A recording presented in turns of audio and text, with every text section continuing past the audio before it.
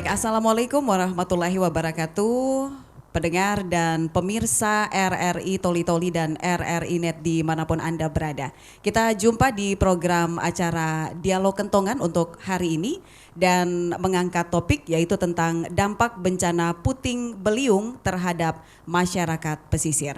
Baik, pendengar dan pemirsa, kita ketahui bersama cuaca atau iklim yang terjadi di tanah air, termasuk di daerah Buol, di daerah Toli-Toli dan Kabupaten Parigi Motong ini berpotensi adanya gelombang tinggi air laut dan curah hujan yang tinggi yang dapat mengakibatkan banjir di suatu kawasan, rusaknya pertanian, dan ada pula bencana yang perlu mendapat perhatian kita semua adalah datangnya angin puting beliung berdampak pada kerusakan rumah-rumah penduduk yang dilewati.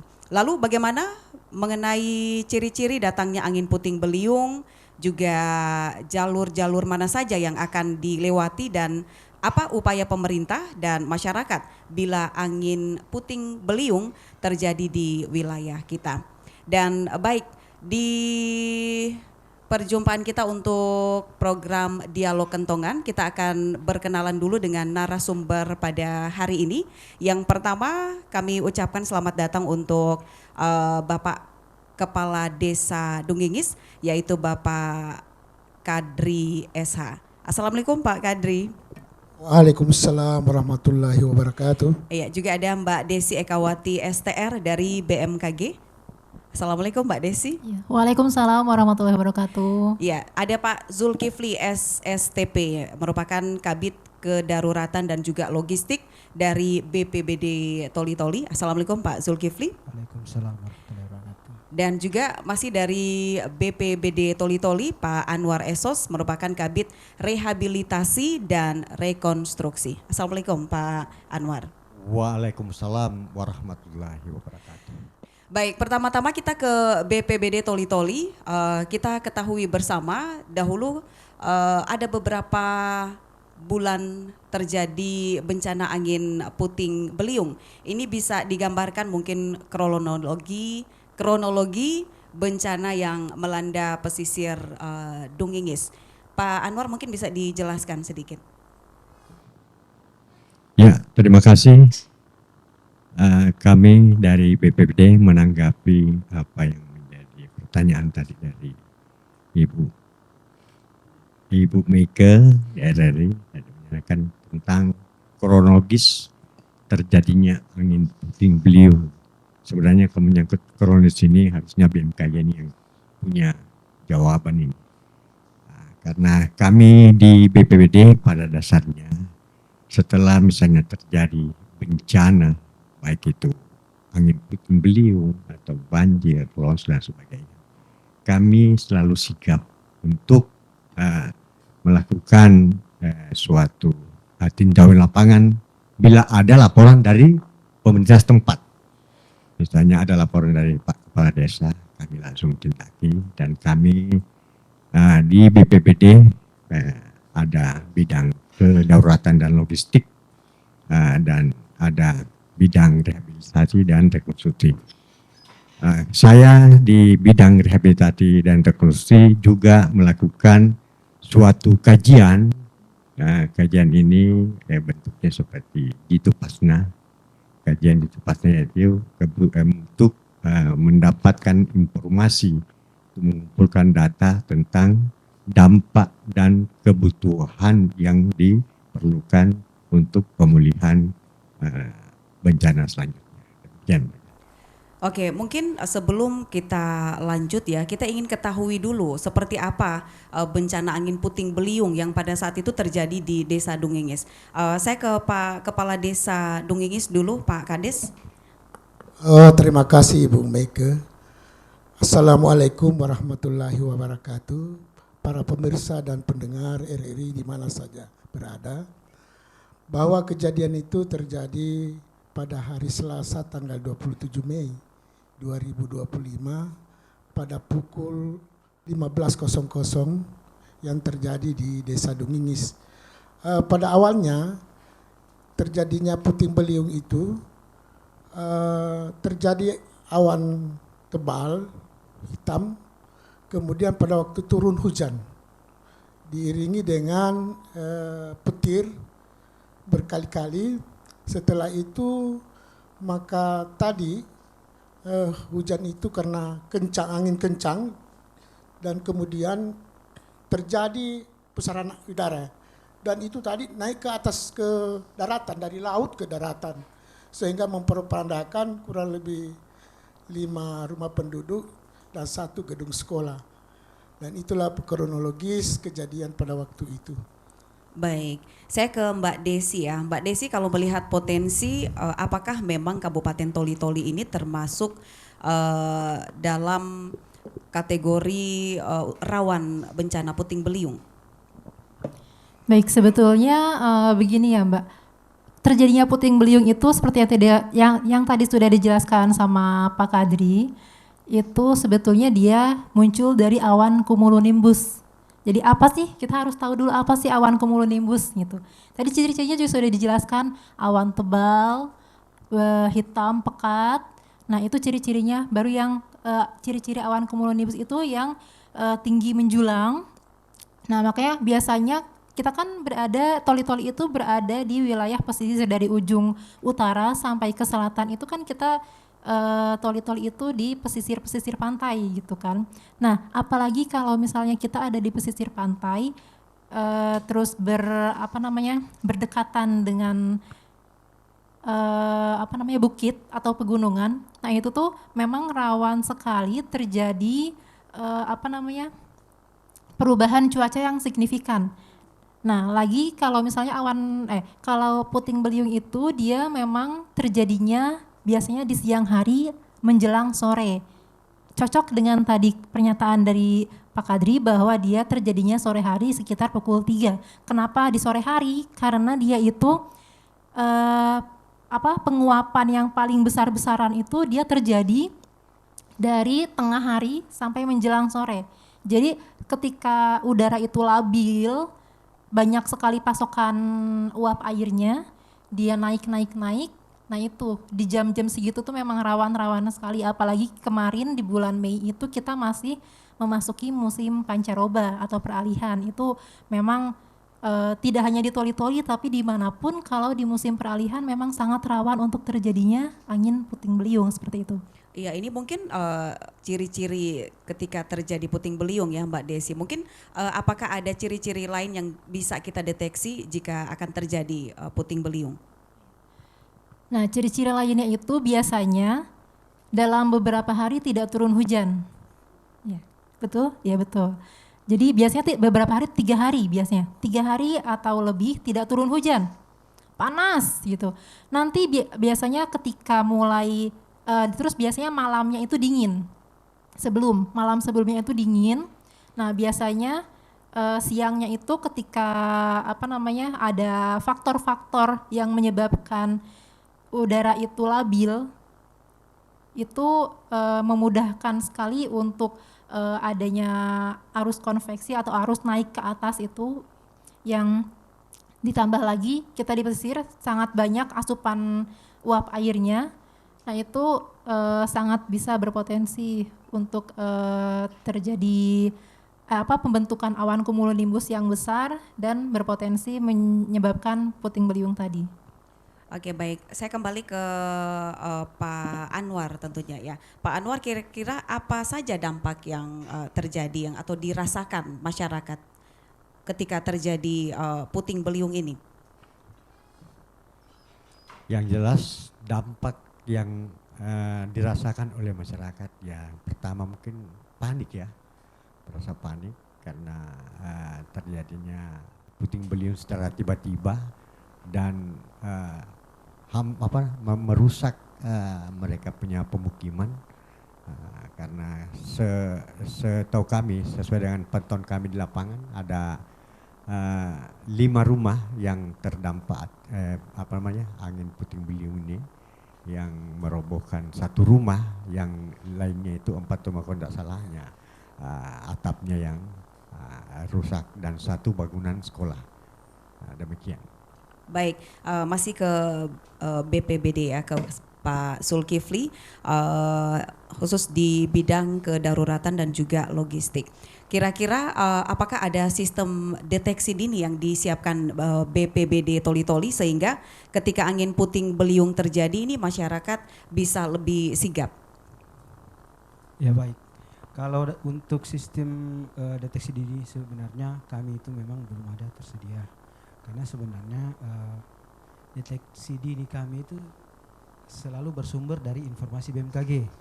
Nah, karena berdasarkan informasi itu biasanya kami teruskan ke masyarakat.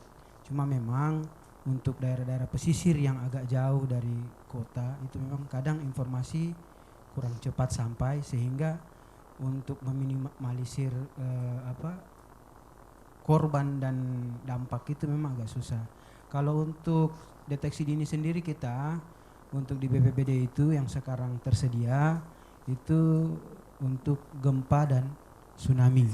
Itu ada alatnya di kita, dan kemarin sempat juga ada alat untuk deteksi dini banjir yang dipasang di Jalan Anoa, cuma ternyata alat deteksinya terbawa banjir juga. Sehingga sampai saat ini kita juga bingung mau deteksi dini banjir di Anoa, bingung karena alatnya juga banjir bawah itu.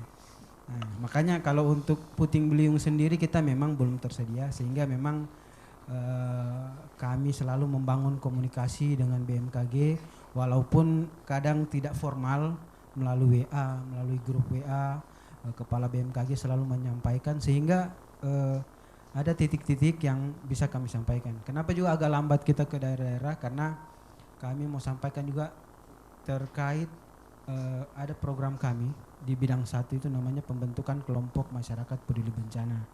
Itu sebenarnya pion terdepan dari penanggulangan bencana di wilayah pedesaan. Karena dengan jumlah personil dan peralatan kami yang terbatas, tidak mungkin menjangkau seluruh desa dan kelurahan dan desa yang ada di Kabupaten Toli-Toli. Apabila sudah terbentuk KMPB ini, maka informasi dari kabupaten, informasi dari desa ke kabupaten, kabupaten ke desa itu akan lebih cepat, karena kita punya istilahnya hotline, kita punya hubungan langsung dengan di desa. Ada beberapa desa yang kita tidak, bahkan informasi kontak kepala desa kita tidak punya, sehingga ketika terjadi bencana atau ketika ada informasi BMKG yang sekiranya mungkin kita bisa sampaikan, kadang lambat karena kita tidak punya informasi. Makanya di setiap kesempatan kami selalu menyarankan di desa-desa itu untuk segera membentuk kelompok masyarakat peduli bencana. Alhamdulillah sebenarnya untuk desa Dungingis ini sendiri sudah ada kelompok masyarakat peduli bencana, cuma mungkin Pak Kades belum ditetapkan desa tangguh bencana ini Dungingis, karena dengan ditetapkan oleh Bupati desa tangguh bencana, desa bisa menganggarkan anggaran mitigasi kedaruratan untuk penanganan bencana secara awal itu atau secara darurat di wilayah desa. Saya kira itu Mbak Mika. Ya Pak Zulkifli, apakah sebenarnya ada kerjasama yang sudah dibangun bersama BMKG? Karena kalau kita lihat kemarin dampaknya ada sekitar 5 rumah warga yang rusak berat, dan apakah kondisi ini menandakan bahwa wilayah pesisir kita sudah cukup rawan terhadap bencana angin puting beliung? Kalau kerjasama sebelum ada bencana ini sebenarnya kita sudah bangun sudah lama dengan BMKG, baik secara formal maupun informal. Sebagai informasi juga, sewaktu kejadian ini di Dungingis ini, Kepala BMKG Pak Wahyu sudah komunikasi langsung dengan kami terkait dampak dan rencana penanganan dan atau rencana kaji cepat dan kajian kebutuhan pasca bencananya. Kami sudah selalu koordinasi, karena BPBD ini kan sebenarnya BMKG kita sangat berpatokan sama BMKG ini. Makanya kita dalam menentukan kegiatan selalu patternnya itu ke BMKG. Untuk menetapkan status siaga, patternnya kita ke BMKG. Karena salah satu prasyarat untuk menetapkan status baik dia siaga maupun darurat itu ya ada peringatan atau himbauan dari BMKG bahwa dalam waktu sekian ini akan terjadi ini, atau awan angin bergerak yang tentu saja orang BMKG yang lebih paham. Ya, itulah jadi dasar untuk penetapan. Jadi kalau untuk kerjasama, alhamdulillah kita komunikasi formal dan informal baik, sangat baik dengan Pak Wahyu, Kepala BMKG sendiri. Saya kira itu. Iya, tadi juga dari BPBD mengatakan alat deteksi dini itu terbatas sehingga sulit untuk menginformasikan terkait kondisi status bencana. Dari BMKG sendiri bagaimana mekanisme penyampaian informasinya agar lebih cepat dan tepat informasinya, Mbak Desi? Kalau untuk penyampaian informasi sebetulnya tadi juga sudah dijelaskan, kita ada grup WhatsApp untuk forum peduli bencana Toli-Toli juga sudah dibentuk, cuman memang saya kurang tahu itu apakah sudah mencakup perwakilan dari beberapa seluruh daerah di Toli-Toli atau bagaimana. Cuman saya harapkan selain itu kan langkah tercepatnya. Karena kalau misalnya kita mau andalkan sosial media, tidak setiap orang setiap menit langsung update sosial media gitu kan. Paling tidak kalau dari grup WhatsApp, handphone berdering bisa dibuka setidaknya dari perwakilan. Nah, dari perwakilan itu kita harapkan bisa menjadi perpanjangan tangan untuk dilanjutkan kepada perangkat-perangkat desa masing-masing. Nah, dari situ nanti bisa perpanjang lagi ke warga-warga yang mungkin kalau misalnya memang ada potensi yang kira-kira berdampak cukup ekstrim dan berdampak buruk bisa segera ditangani seperti itu, Mbak. Oke, saya ke Pak Kepala Desa Dongingis dulu. Ketika sudah terjadi bencana kemarin ya Puting Beliung, mungkin ada persiapan-persiapan yang dilakukan di Desa Dongingis untuk kembali menanggapi atau setidaknya untuk menghalang ya terjadinya kembali peristiwa Puting Beliung kemarin.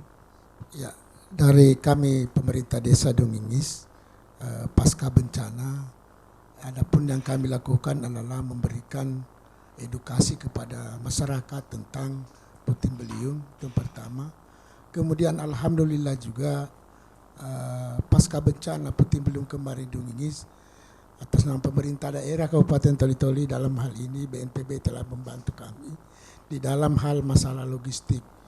Dan memang pada waktu itu di samping bantuan dari pemerintah daerah juga kami dari masyarakat Desa Dongingis membantu bersama-sama memperbaiki rumah yang rusak. Dan kemudian juga ada yang rusak total yang tidak istilahnya tidak bisa dihuni lagi. Sehingga itu kami bangun kembali bersama dengan organisasi kemasyarakatan, yaitu dari Yayasan Jalinan Kasih Kabupaten Toli-Toli. Itu barangkali. Iya, Pak Kades, apakah masyarakat Dongingis ada yang masih trauma atau khawatir setelah terjadi peristiwa Puting Beliung ini, apalagi masyarakat pesisir? Iya, jelas Bu, karena ini sudah menjadi trauma karena ini terjadi pada tahun 2022. Walaupun pada waktu itu tidak ada yang rumah rusak, tapi anginnya cukup kencang. Sehingga masyarakat kami di sana itu selalu trauma dengan angin Puting Beliung ini. Itu barangkali Bu. Baik, pendengar dimanapun Anda berada dan juga pemirsa RRI Net, kita masih di Dialog Kentongan tentang dampak bencana Puting Beliung terhadap masyarakat pesisir. Dan kita akan lanjut setelah jeda yang berikut ini. Waktunya Kentongan. Angin puting beliung adalah fenomena cuaca ekstrim yang dapat bersifat merusak dan berbahaya. Angin puting beliung termasuk bencana alam yang biasa terjadi di wilayah Indonesia ketika musim pancaroba. Waspada tanda angin puting beliung dengan tanda-tanda sebagai berikut. Udara terasa panas dan pengap pada malam hari. Terlihat tumbuh awan cumulonimbus pada pagi hingga siang hari. Awan cumulonimbus dengan cepat akan berubah warna menjadi gelap pada siang hari hingga sore hari. Angin kencang akan muncul disertai turunnya hujan dengan intensitas tinggi atau deras disertai udara dingin. RRI, Radio Tanggap Bencana. Angin puting beliung adalah fenomena cuaca ekstrim yang dapat bersifat merusak dan berbahaya. Angin puting beliung termasuk bencana alam yang biasa terjadi di wilayah Indonesia ketika musim pancaroba. Waspada tanda angin puting beliung dengan tanda-tanda sebagai berikut. Udara terasa panas dan pengap pada malam hari. Terlihat tumbuh awan cumulonimbus pada pagi hingga siang hari. Awan cumulonimbus dengan cepat akan berubah warna menjadi gelap pada siang hari hingga sore hari. Angin kencang akan muncul disertai turunnya hujan dengan intensitas tinggi atau deras disertai udara dingin. RRI Radio Tanggap Bencana. Angin puting beliung adalah fenomena cuaca ekstrim yang dapat bersifat merusak dan berbahaya. Angin puting beliung termasuk bencana alam yang biasa terjadi di wilayah Indonesia ketika musim pancaroba. Waspada tanda angin puting beliung dengan tanda-tanda sebagai berikut. Udara terasa panas dan pengap pada malam hari. Terlihat tumbuh awan cumulonimbus pada pagi hingga siang hari. Awan cumulonimbus dengan cepat akan berubah warna menjadi gelap pada siang hari hingga sore hari. Angin kencang akan muncul disertai turunnya hujan dengan intensitas tinggi atau deras disertai udara dingin. RRI Radio Tanggap Bencana. Angin puting beliung adalah fenomena cuaca ekstrim yang dapat bersifat merusak dan berbahaya. Angin puting beliung termasuk bencana alam yang biasa terjadi di wilayah Indonesia ketika musim pancaroba. Waspada tanda angin puting beliung dengan tanda-tanda sebagai berikut. Udara terasa panas dan pengap pada malam hari. Terlihat tumbuh awan cumulonimbus pada pagi hingga siang hari. Awan cumulonimbus dengan cepat akan berubah warna menjadi gelap pada siang hari hingga sore hari. Angin kencang akan muncul disertai turunnya hujan dengan intensitas tinggi atau deras disertai udara dingin. RRI Radio Tanggap Bencana. Angin puting beliung adalah fenomena cuaca ekstrim yang dapat bersifat merusak dan berbahaya. Angin puting beliung termasuk bencana alam yang biasa terjadi di wilayah Indonesia ketika musim pancaroba. Waspada tanda angin puting beliung dengan tanda-tanda sebagai berikut. Udara terasa panas dan pengap pada malam hari. Terlihat tumbuh awan cumulonimbus pada pagi hingga siang hari. Awan cumulonimbus dengan cepat akan berubah warna menjadi gelap pada siang hari hingga sore hari. Angin kencang akan muncul disertai turunnya hujan dengan intensitas tinggi atau deras disertai udara dingin. RRI Radio Tanggap Bencana. Angin puting beliung adalah fenomena cuaca ekstrim yang dapat bersifat merusak dan berbahaya. Angin puting beliung termasuk bencana alam yang biasa terjadi di wilayah Indonesia ketika musim pancaroba. Waspada tanda angin puting beliung dengan tanda-tanda sebagai berikut. Udara terasa panas dan pengap pada malam hari. Terlihat tumbuh awan cumulonimbus pada pagi hingga siang hari. Awan cumulonimbus dengan cepat akan berubah warna menjadi gelap pada siang hari hingga sore hari. Angin kencang akan muncul disertai turunnya hujan dengan intensitas tinggi atau deras disertai udara dingin. RRI Radio Tanggap Bencana. Angin puting beliung adalah fenomena cuaca ekstrim yang dapat bersifat merusak dan berbahaya. Angin puting beliung termasuk bencana alam yang biasa terjadi di wilayah Indonesia ketika musim pancaroba. Waspada tanda angin puting beliung dengan tanda-tanda sebagai berikut. Udara terasa panas dan pengap pada malam hari. Terlihat tumbuh awan cumulonimbus pada pagi hingga siang hari. Awan cumulonimbus dengan cepat akan berubah warna menjadi gelap pada siang hari hingga sore hari. Angin kencang akan muncul disertai turunnya hujan dengan intensitas tinggi atau deras disertai udara dingin. RRI Radio Tanggap Bencana. Baik, pendengar dan pemirsa RRI Net, Anda masih bersama kami di program Dialog Kentongan. Baik, masih di topik dampak bencana puting beliung terhadap masyarakat pesisir. Saya ke BPBD lagi ya. Kalau tadi penyampaian Kades Dungingis bahwa pasca bencana puting beliung ada masyarakat yang trauma.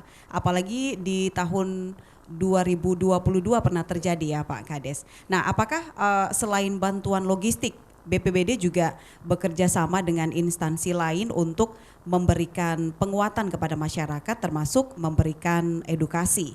Dan apa langkah yang harus dilakukan jika angin puting beliung ini terjadi?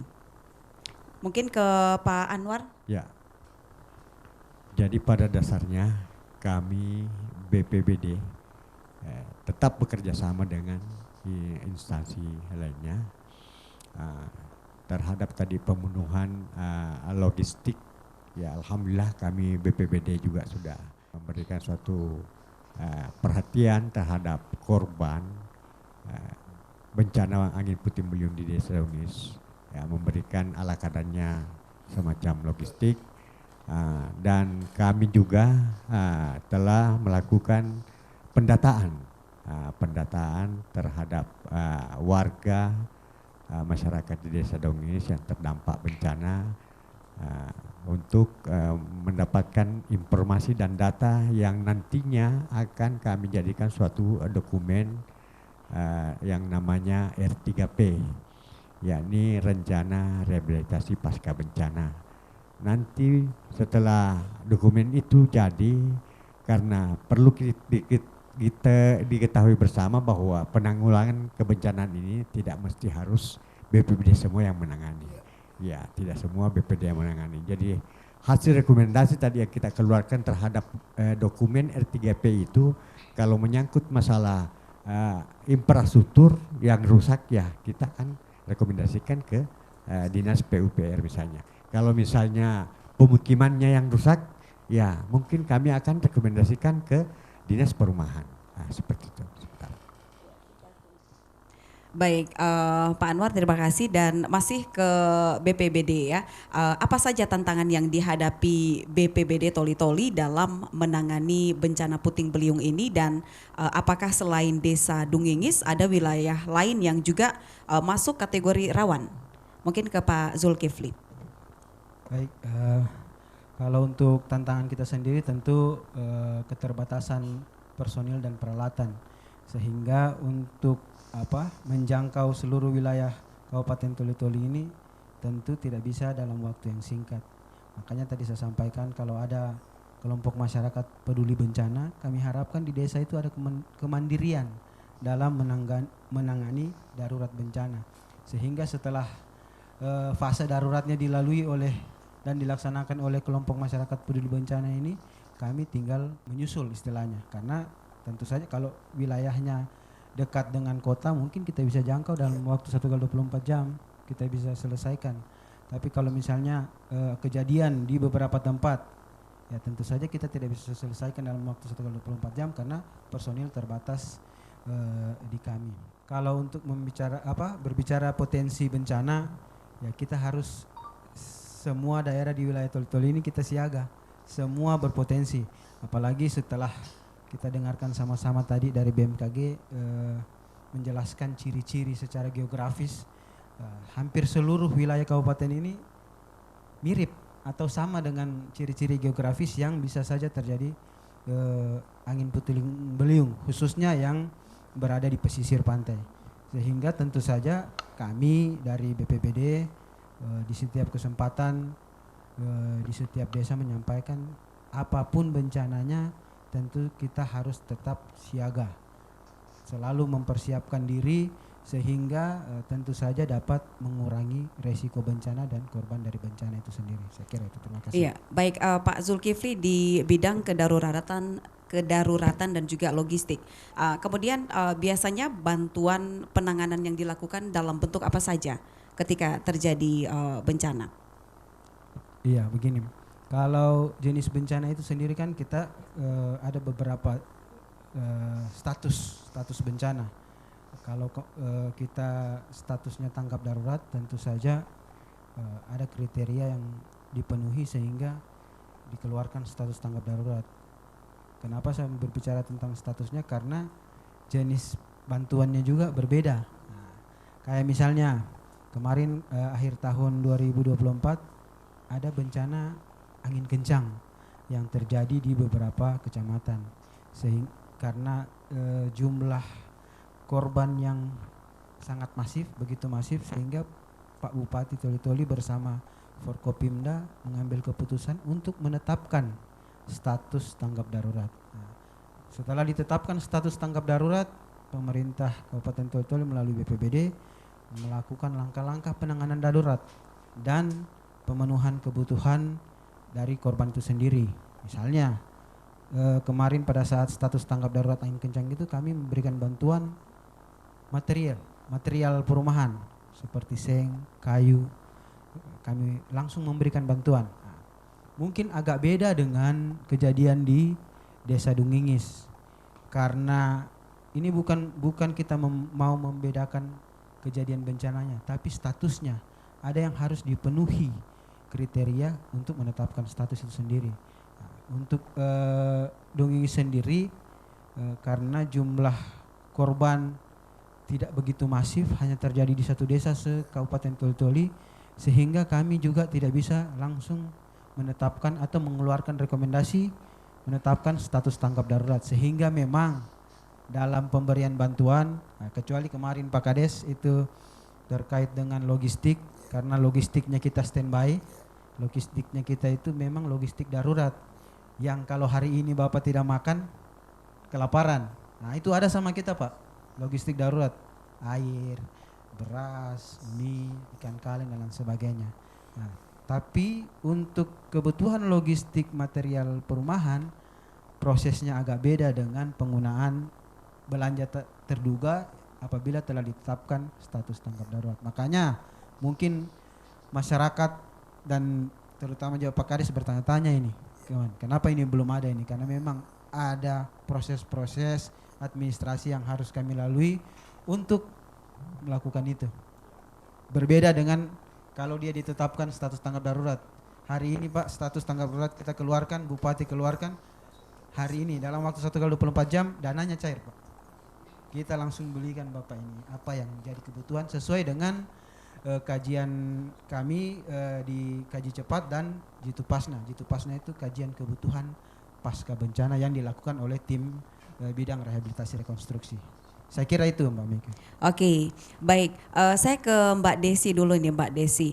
Mungkin ada sebagian masyarakat yang belum mengerti atau mengetahui antara angin puting beliung dan angin kencang Mbak Desi. Mungkin Mbak Desi bisa menjelaskan perbedaan kedua ini agar masyarakat juga bisa waspada. Baik, untuk perbedaannya sendiri untuk angin kencang dan angin puting beliung, bedanya kalau angin kencang itu biasanya terjadinya durasinya sama-sama singkat, tapi kalau angin kencang biasanya lebih singkat lagi. Terus dari pemicunya sama, dari dari awan cumulonimbus tadi.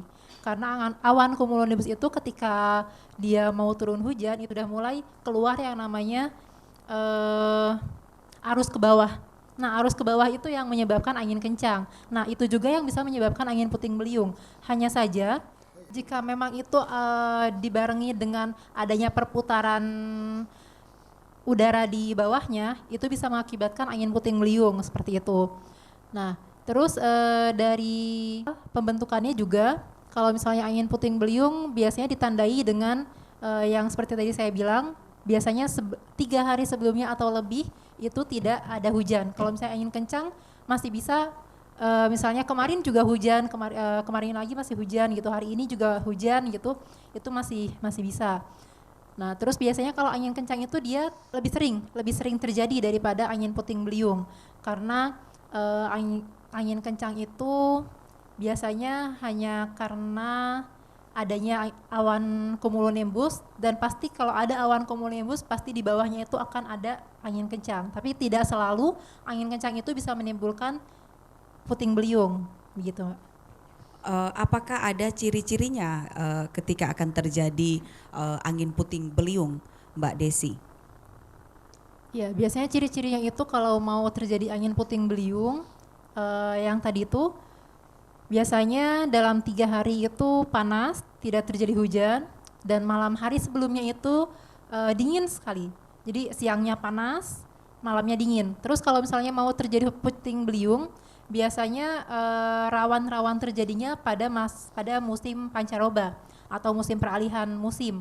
Nah, jadi ketika misalnya kita di musim penghujan itu kan di Toli-Toli biasanya di bulan Oktober sampai dengan Februari.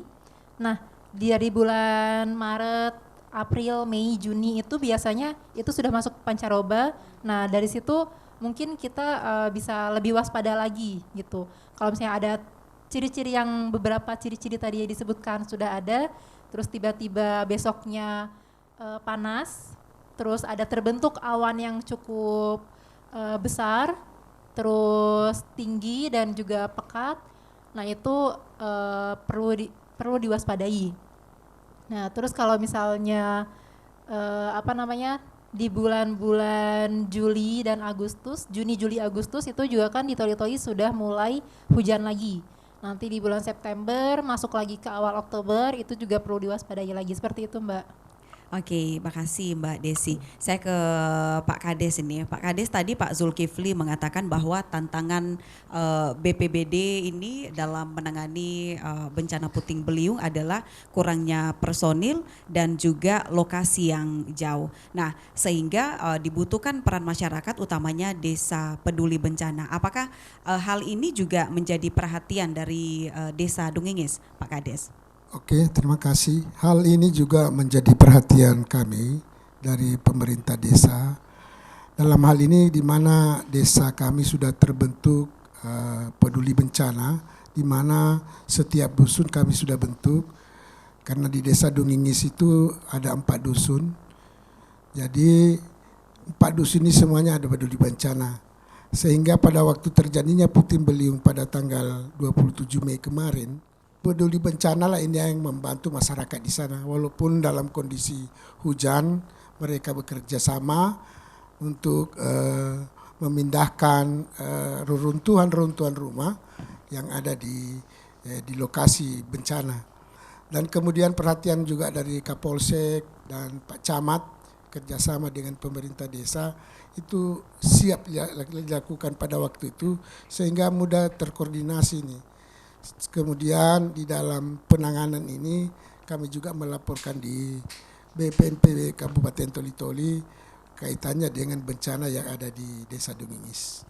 Ya. Oke, Pak Kades, Desa Dungingis ini masuk dalam kategori daerah rawan bencana, yaitu bencana puting beliung. Saat ini kita juga sudah bersama dengan tim dari BPBD Toli-Toli. Apakah ada catatan khusus yang ingin Pak Kades sampaikan kepada tim dari BPBD Toli-Toli, Pak Kades?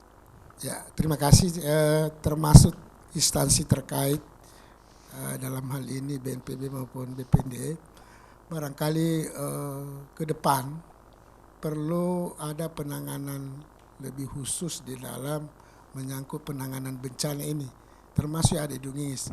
Dan kemudian pada hari ini juga ada beberapa rumah yang belum tersentuh bantuan, kecuali ada yang rumah memang rubuh sekali, itu sudah dibantu oleh masyarakat dan dibantu dengan dari organisasi kemasyarakatan yang ada di Kabupaten Toli-Toli. Itu barangkali Bu. Oke, mungkin bisa langsung ditanggapi dari Pak Anwar atau Pak Zulkifli.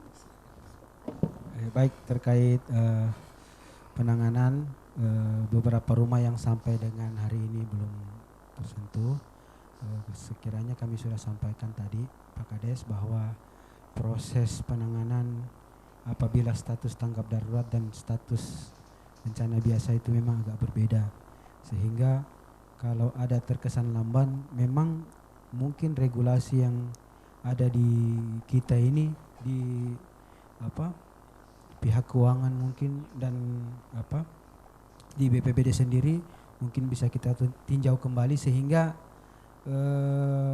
minimal kami juga pernah menyarankan seperti itu, minimal dia penanganannya seperti BTT, hanya saja tanpa perlu menetapkan status tanggap darurat, karena penetapan status tanggap darurat itu mekanismenya sangat berat Pak, melibatkan semua stakeholder TNI, Polri dan lain sebagainya, sehingga memang untuk penanganan beberapa rumah ini sebenarnya kami sudah mengusulkan juga karena memang mungkin karena proses administrasi terhambatnya di mana Pak, sehingga sampai dengan saat ini belum terrealisasi. Hanya saja kami pimpinan kami Pak Abdullah Haruna sebagai Kalak juga sudah menyampaikan bahwa beliau dan jajarannya itu berkomitmen terhadap penanganan dan penanggulangan bencana yang ada di Kabupaten Toli-Toli. Salah satu komitmennya itu yang dengan menyediakan anggaran-anggaran terkait pemenuhan kebutuhan logistik, kebutuhan dasar dan kebutuhan material bangunan. Saya kira yang perlu kami sampaikan saat ini, kami mohon sedikit bersabar Pak Kades. Kalau seandainya ini mungkin saya bercanda Pak, kalau saya mungkin anaknya Raffi Ahmad, enggak usah dulu Pak.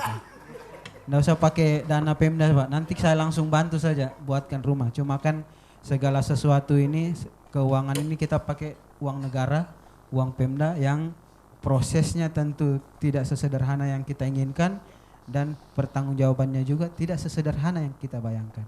Jadi memang semuanya butuh proses.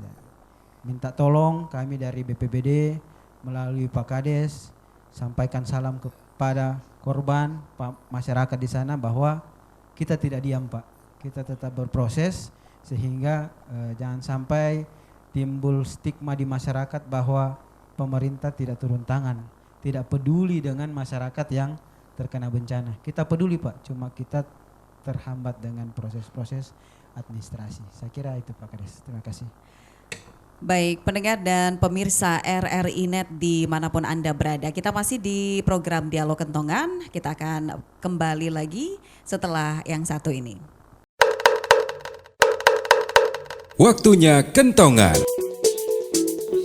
Angin puting beliung adalah fenomena cuaca ekstrim yang dapat bersifat merusak dan berbahaya. Angin puting beliung termasuk bencana alam yang biasa terjadi di wilayah Indonesia ketika musim pancaroba. Waspada, tanda angin puting beliung dengan tanda-tanda sebagai berikut. Udara terasa panas dan pengap pada malam hari. Terlihat tumbuh awan cumulonimbus pada pagi hingga siang hari. Awan cumulonimbus dengan cepat akan berubah warna menjadi gelap pada siang hari hingga sore hari. Angin kencang akan muncul disertai turunnya hujan dengan intensitas tinggi atau deras disertai udara dingin. RRI Radio Tanggap Bencana. Angin puting beliung adalah fenomena cuaca ekstrim yang dapat bersifat merusak dan berbahaya. Angin puting beliung termasuk bencana alam yang biasa terjadi di wilayah Indonesia ketika musim pancaroba. Waspada, tanda angin puting beliung dengan tanda-tanda sebagai berikut. Udara terasa panas dan pengap pada malam hari. Terlihat tumbuh awan cumulonimbus pada pagi hingga siang hari. Awan cumulonimbus dengan cepat akan berubah warna menjadi gelap pada siang hari hingga sore hari. Angin kencang akan muncul disertai turunnya hujan dengan intensitas tinggi atau deras disertai udara dingin. RRI Radio Tanggap Bencana. Angin puting beliung adalah fenomena cuaca ekstrim yang dapat bersifat merusak dan berbahaya. Angin puting beliung termasuk bencana alam yang biasa terjadi di wilayah Indonesia ketika musim pancaroba. Waspada, tanda angin puting beliung dengan tanda-tanda sebagai berikut. Udara terasa panas dan pengap pada malam hari. Terlihat tumbuh awan cumulonimbus pada pagi hingga siang hari. Awan cumulonimbus dengan cepat akan berubah warna menjadi gelap pada siang hari hingga sore hari. Angin kencang akan muncul disertai turunnya hujan dengan intensitas tinggi atau deras disertai udara dingin. RRI Radio Tanggap Bencana. Angin puting beliung adalah fenomena cuaca ekstrim yang dapat bersifat merusak dan berbahaya. Angin puting beliung termasuk bencana alam yang biasa terjadi di wilayah Indonesia ketika musim pancaroba. Waspada, tanda angin puting beliung dengan tanda-tanda sebagai berikut. Udara terasa panas dan pengap pada malam hari. Terlihat tumbuh awan cumulonimbus pada pagi hingga siang hari. Awan cumulonimbus dengan cepat akan berubah warna menjadi gelap pada siang hari hingga sore hari. Angin kencang akan muncul disertai turunnya hujan dengan intensitas tinggi atau deras disertai udara dingin. RRI Radio Tanggap Bencana. Angin puting beliung adalah fenomena cuaca ekstrim yang dapat bersifat merusak dan berbahaya. Angin puting beliung termasuk bencana alam yang biasa terjadi di wilayah Indonesia ketika musim pancaroba. Waspada, tanda angin puting beliung dengan tanda-tanda sebagai berikut. Udara terasa panas dan pengap pada malam hari. Terlihat tumbuh awan cumulonimbus pada pagi hingga siang hari. Awan cumulonimbus dengan cepat akan berubah warna menjadi gelap pada siang hari hingga sore hari. Angin kencang akan muncul disertai turunnya hujan dengan intensitas tinggi atau deras disertai udara dingin. RRI Radio Tanggap Bencana. Angin puting beliung adalah fenomena cuaca ekstrim yang dapat bersifat merusak dan berbahaya. Angin puting beliung termasuk bencana alam yang biasa terjadi di wilayah Indonesia ketika musim pancaroba. Waspada tanda angin puting beliung dengan tanda-tanda sebagai berikut. Udara terasa panas dan pengap pada malam hari. Terlihat tumbuh awan cumulonimbus pada pagi hingga siang hari. Awan cumulonimbus dengan cepat akan berubah warna menjadi gelap pada siang hari hingga sore hari. Angin kencang akan muncul disertai turunnya hujan dengan intensitas tinggi atau deras disertai udara dingin. RRI Radio Tanggap Bencana. Angin puting beliung adalah fenomena cuaca ekstrim yang dapat bersifat merusak dan berbahaya. Angin puting beliung termasuk bencana alam yang biasa terjadi di wilayah Indonesia ketika musim pancaroba. Waspada tanda angin puting beliung dengan tanda-tanda sebagai berikut. Udara terasa panas dan pengap pada malam hari. Terlihat tumbuh awan cumulonimbus pada pagi hingga siang hari. Awan cumulonimbus dengan cepat akan berubah warna menjadi gelap pada siang hari hingga sore hari. Angin kencang akan muncul disertai turunnya hujan dengan intensitas tinggi atau deras disertai udara dingin. RRI Radio Tanggap Bencana. Baik, pendengar dan pemirsa RRI Net dimanapun Anda berada, kita masih di program Dialog Kentongan. Dan tak terasa kita sudah berada di sesi yang terakhir untuk Dialog Kentongan, yaitu closing statement. Saya ke Mbak Desi untuk closing statement kita. Apa yang ingin Mbak Desi sampaikan kepada masyarakat untuk mewaspadai bencana puting beliung ataupun bencana lain yang kira-kira mungkin akan terjadi di sekitar kita? Ya, untuk masyarakat di Toli-Toli sendiri, saya bisa menghimbau untuk selalu waspada dan juga selalu memperhatikan kondisi cuaca di sekitarnya, juga memperhatikan kondisi-kondisi bangunan di sekitarnya, memperhatikan di mana tempat dia tinggal, entah itu di bantaran sungai ataupun di bawah lereng gunung seperti itu, karena bencana hidrometeorologi itu bermacam-macam. Ada banjir, ada longsor, termasuk juga puting beliung seperti itu dan lain-lainnya. Jadi kami dari BMKG hanya dapat menyampaikan informasi jika sekiranya ada potensi akan terjadi cuaca-cuaca ekstrim seperti itu, kita hanya bisa menginformasikan. Sama seperti tadi dari BPBD, sama kita juga BMKG tidak bisa menjangkau langsung ke seluruh wilayah di Toli-Toli. Mungkin kalau yang dalam tempat-tempat yang dekat-dekat kita masih bisa turun langsung, tapi kalau di tempat-tempat yang lain kita hanya bisa perpanjangan tangan melalui pesan ataupun dari sosial media. Nah, jadi mungkin untuk teman-teman di Toli-Toli yang lain juga mulai melek sosial media, bukan untuk hal-hal yang lain, bisa juga kita mencari informasi dari sosial media seperti itu. Nah, jadi kalau misalnya untuk puting beliung sendiri perlu diwaspadai, hindari adanya pohon-pohon yang tinggi, pohon-pohon yang sekiranya sudah berumur, sudah rawan-rawan tumbang seperti itu, dan juga menghindari bangunan-bangunan yang rawan roboh. Nah, kalau misalnya terjadi angin puting beliung, bisa segera berlindung di tempat-tempat yang sekiranya bangunan-bangunan kokoh. Kalau misalnya sedang berada di jalan ataupun di kendaraan, segera turun, karena angin puting beliung itu rumah saja dia bisa diangkat seperti itu, apalagi hanya kendaraan-kendaraan. Apalagi kita yang lagi di luar hanya berjalan kaki atau nongkrong-nongkrong di luar seperti itu, kita bisa tersedot arusnya seperti itu, Mbak. Baik, terima kasih Mbak Desi. Saya ke Pak Kades Dungingis. Apa yang ingin disampaikan untuk closing statement kita di bencana puting beliung? Silakan Pak Kades. Terima kasih perhatian dari pemerintah daerah. Barangkali lebih fokus di dalam tanggap bencana, termasuk di Desa Dungingis, bahkan di wilayah Kabupaten Toli-Toli, sehingga stigma di masyarakat itu tidak terlalu menyudutkan pemerintah daerah, namun kita bersama-sama, tapi kami dari pemerintah desa sudah memberikan edukasi juga kepada masyarakat di dalam pelaksanaan tanggap bencana ini, termasuk penanganan serta bantuan dari pemerintah. Itu kami sudah sampaikan, karena memang prosesnya agak lama, berbelit-belit barangkali begitu. Dan kemudian alhamdulillah juga kami masyarakat di situ sudah saling membantu dan bergotong royong membangun rumah masyarakat yang rubuh akibat puting beliung. Ya, itu barangkali Bu. Baik, terima kasih Pak Kades Dunggingis. Dan untuk BPBD Pak Anwar, silakan apa yang ingin disampaikan kepada masyarakat terkait bencana. Ya, terima kasih. Selaku perwakilan pemerintah kami BPBD Kabupaten Toli menyampaikan kepada seluruh masyarakat khususnya yang tinggal di pesisir selalu berhati-hati terhadap bencana angin puting beliung ini.